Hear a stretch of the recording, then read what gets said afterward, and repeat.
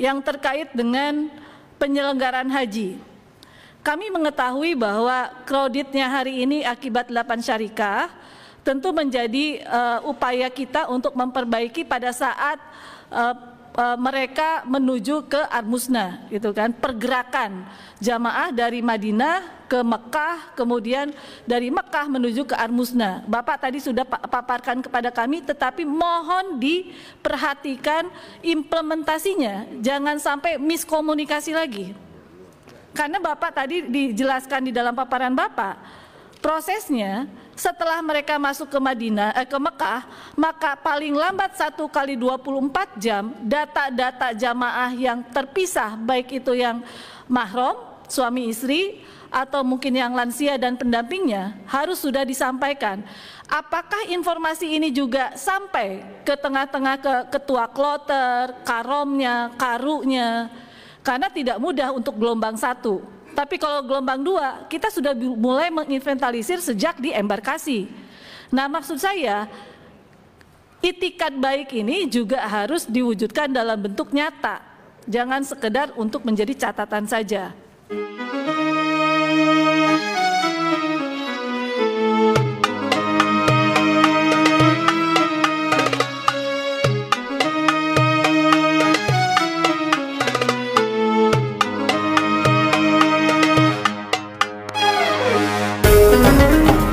Assalamualaikum warahmatullahi wabarakatuh. Halo sahabat muslim semuanya, selamat datang kembali di channel ini. Semoga Anda semua sehat, diberikan kelapangan rezeki, dan senantiasa dalam lindungan Allah Subhanahu wa Ta'ala. Di video kali ini, kita akan membahas sesuatu yang sangat penting, menyangkut nasib ribuan calon jamaah haji Indonesia tahun 2025. Sebuah refleksi dan kritik yang harus kita dengarkan bersama.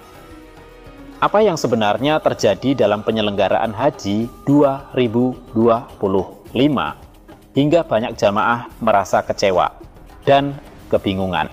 Sebelum kita masuk ke pembahasan lengkapnya, jangan lupa klik like jika Anda peduli dengan perbaikan sistem haji kita, dan tekan tombol subscribe serta aktifkan lonceng notifikasinya agar tidak tertinggal video informatif selanjutnya.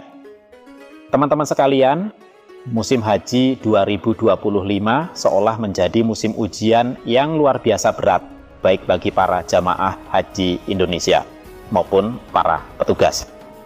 Dari berbagai informasi yang beredar, baik dari video di media sosial, curhatan jamaah, hingga berita resmi, kita bisa melihat bahwa banyak sekali persoalan mendasar yang belum terselesaikan dengan baik. Salah satu persoalan yang cukup menyita perhatian adalah pengelolaan pelayanan haji yang berbasis syarikah. Nah, sistem ini sebenarnya bukan hal baru.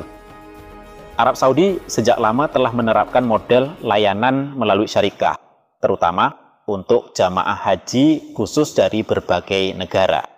Namun, yang menjadi masalah besar di haji 2025 adalah ketika haji reguler Indonesia tiba-tiba harus menggunakan lebih dari satu syarikah.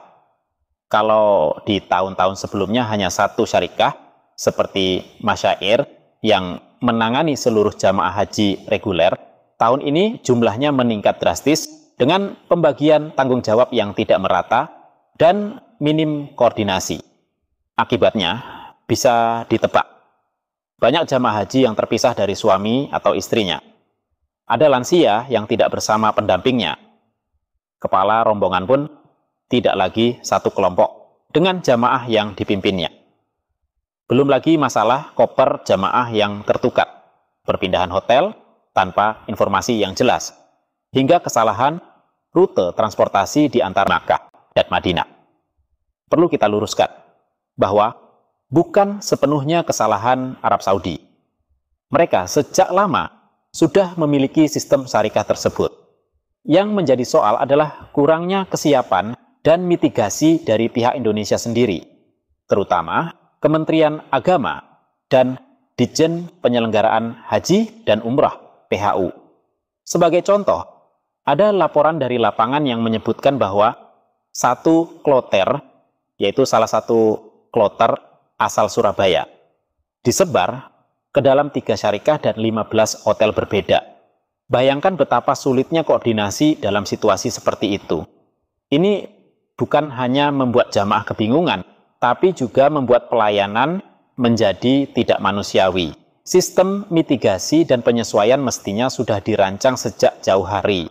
Ketika diketahui akan ada banyak syarikah yang terlibat, maka perlu disiapkan sistem digital dan sistem pengawasan langsung untuk menjamin kesesuaian antara kloter, hotel, transportasi, hingga logistik barang. Sayangnya, yang terjadi adalah minimnya antisipasi, lemahnya pengawasan, dan tidak adanya sistem koordinasi lintas syarikah yang solid. Pertanyaannya sekarang, apa yang bisa dilakukan? Yang pertama, kita butuh evaluasi menyeluruh, bukan hanya mencari kambing hitam, tapi mencari akar masalah. Ditjen PHU bersama Badan Penyelenggara Haji, BPH, harus membuka semua data, semua proses, dan semua kebijakan yang diambil sejak tahap awal. Yang kedua, kebijakan pelayanan syarikah perlu dikaji ulang. Apakah memang memungkinkan diterapkan pada haji reguler? Jika ya, harus ada sistem manajemen terpadu yang menjamin keutuhan kloter, kesinambungan pelayanan, dan kenyamanan jamaah. Ketiga, sistem digitalisasi haji perlu ditingkatkan secara serius. Bukan hanya aplikasi pelaporan atau manajemen kloter, tetapi juga sistem tracking koper, posisi jamaah, dan rute transportasi yang bisa diakses real time oleh petugas dan jamaah. Dan yang tak kalah penting, keterbukaan informasi harus dijaga. Jangan biarkan jamaah bingung dan panik hanya karena informasi tidak sampai ke tangan mereka. Jangan tutupi kekacauan dengan narasi-narasi palsu. Teman-teman sekalian, ibadah haji adalah ibadah suci. Ibadah yang dinantikan selama puluhan tahun oleh banyak jamaah kita. Jangan biarkan kesucian ibadah ini dirusak oleh kekacauan sistem dan lemahnya manajemen. Semoga ke depan pemerintah bisa lebih sigap, lebih manusiawi, dan lebih profesional dalam melayani tamu-tamu Allah Subhanahu wa Ta'ala dari Indonesia. Karena mereka tidak datang dengan harapan dunia, tapi dengan harapan akhirat.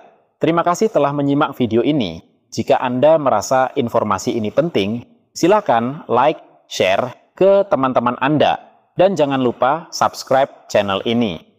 Aktifkan juga lonceng notifikasinya, agar Anda tidak ketinggalan pembahasan penting lainnya seputar haji dan umroh. Wassalamualaikum warahmatullahi wabarakatuh.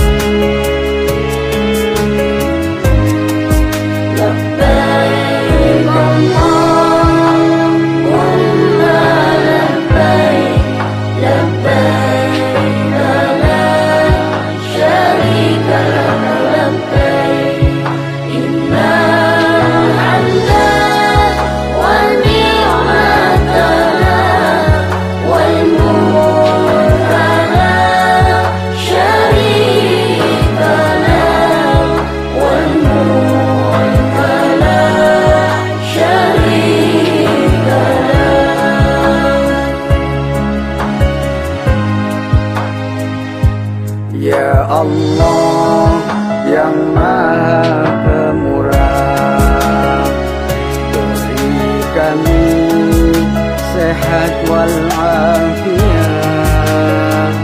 rizki berlimpah yang halal barakah, keluarga sakinah, mawaddah warahmah, putra putri yang salih salihah, ahli ilmu dan ahli ibadah.